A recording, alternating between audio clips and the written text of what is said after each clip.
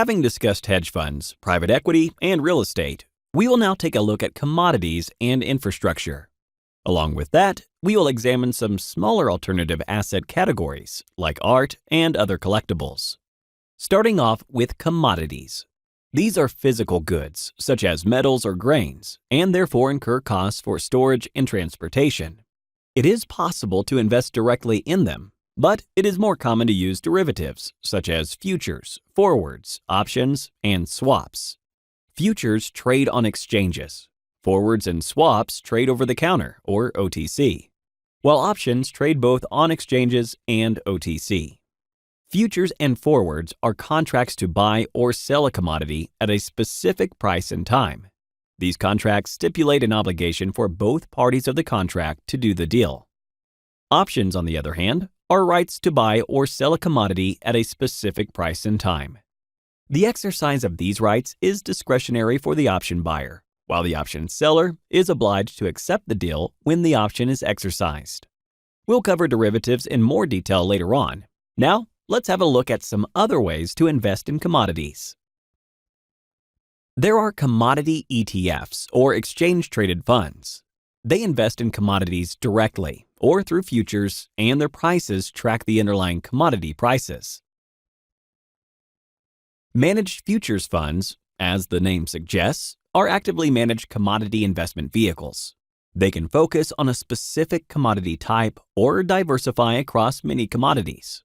Managed future funds can be structured in a similar way to hedge funds.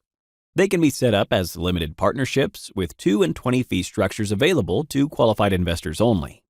Alternatively, they can be structured like mutual funds and made available to retail investors. Such a structure allows for greater liquidity and lower minimum investment compared to limited partnerships. Generally, specialized funds investing in commodities can be organized and operated under a variety of structures. Individual managed accounts are an alternative to pooled funds.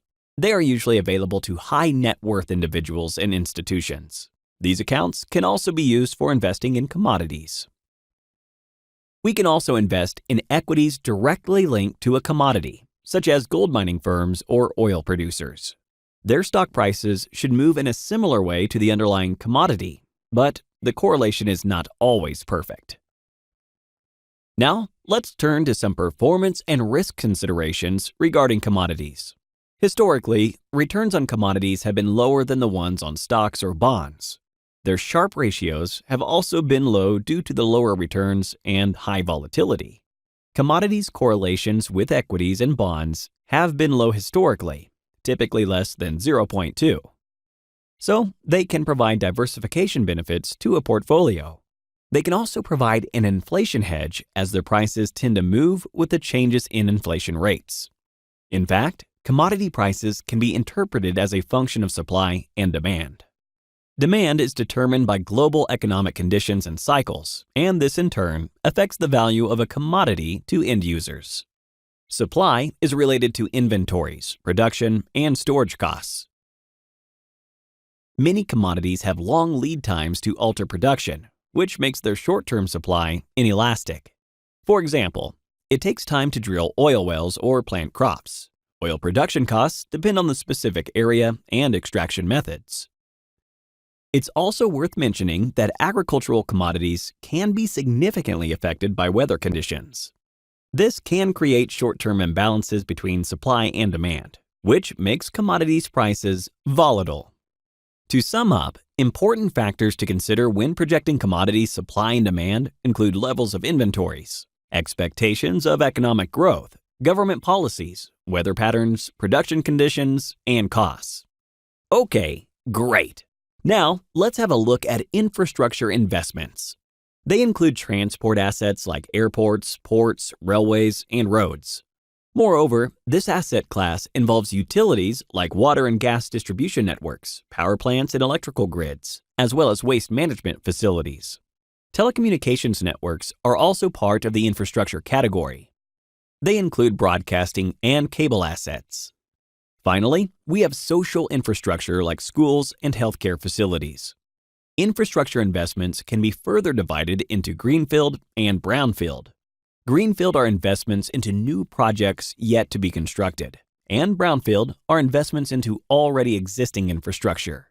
The former are riskier, but offer higher growth potential, while the latter are safer. They have stable and visible cash flows and yields. However, they also have lower growth potential. Greenfield projects include additional stages of planning, regulatory, permit issuing, engineering, procurement, construction, commissioning, contracting, and so on, which hold additional risks. These stages usually take years. All too often, multiple known and unforeseen factors cause delays, cost overruns, and may even freeze projects. There is plenty of research evidencing that.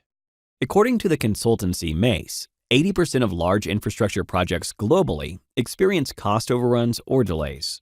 Similarly, McKinsey estimated that 98% of mega projects experience cost overruns of more than 30%, and 77% are at least 40% late. A research paper published by Professor Bent Fleischberg also revealed that 9 out of 10 mega projects experience cost overruns. He added that overruns of up to 50% in real terms are common, and over 50% are not uncommon. As you can imagine, based on these statistics, we can put together a very long list of examples of greenfield infrastructure projects that didn't go according to plan. But this will take an entire lesson in itself. Just to mention one, the famous Channel Tunnel between the UK and France opened 1 year late in 1994 and had a final cost of £9.5 billion, twice the original budget. Needless to say, for the huge risks investors take with greenfield projects, they expect to be compensated accordingly with higher returns. On the other hand, brownfield projects have already completed their most risky stages. They also usually have long-term contracts in place to secure revenues for many years ahead. Therefore, their returns are pretty stable and visible, but also lower compared to greenfield ones. There are several ways infrastructure investments can be made. Greenfield projects can be constructed and sold or leased to the government or another party to operate them. Alternatively, they can be constructed and operated directly. Brownfield assets can be bought from the government and operated directly or leased to another operator. It is important to mention that direct infrastructure investments are typically illiquid, as these assets are quite large and have long life cycles.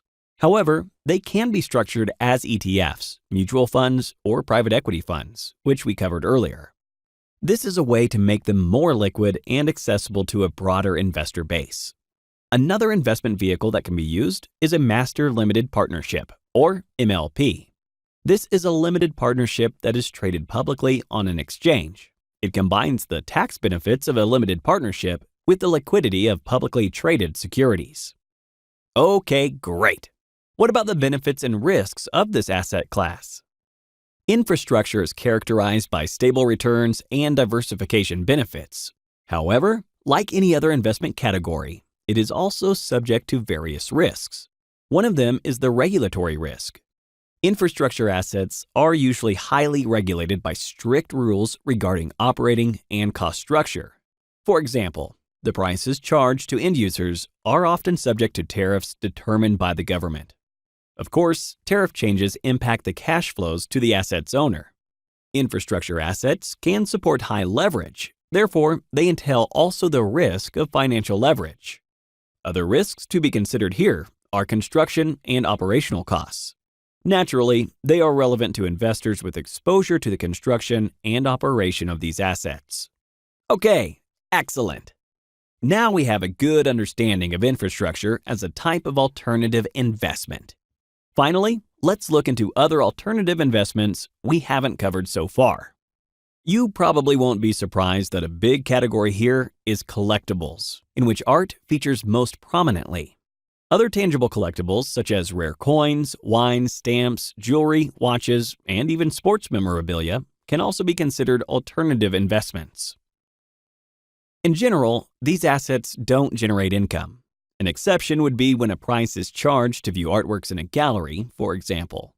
Therefore, most of the investment return is expected to come from an increase in the price of assets. Collectibles are typically illiquid, and specialized knowledge is required to manage them.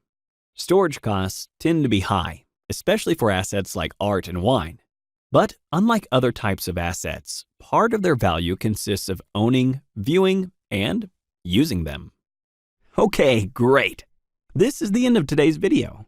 If you are into educational investment and finance videos, make sure you subscribe to our channel and hit the like button. Thanks so much for sticking till the end. I'll see you in our next episode.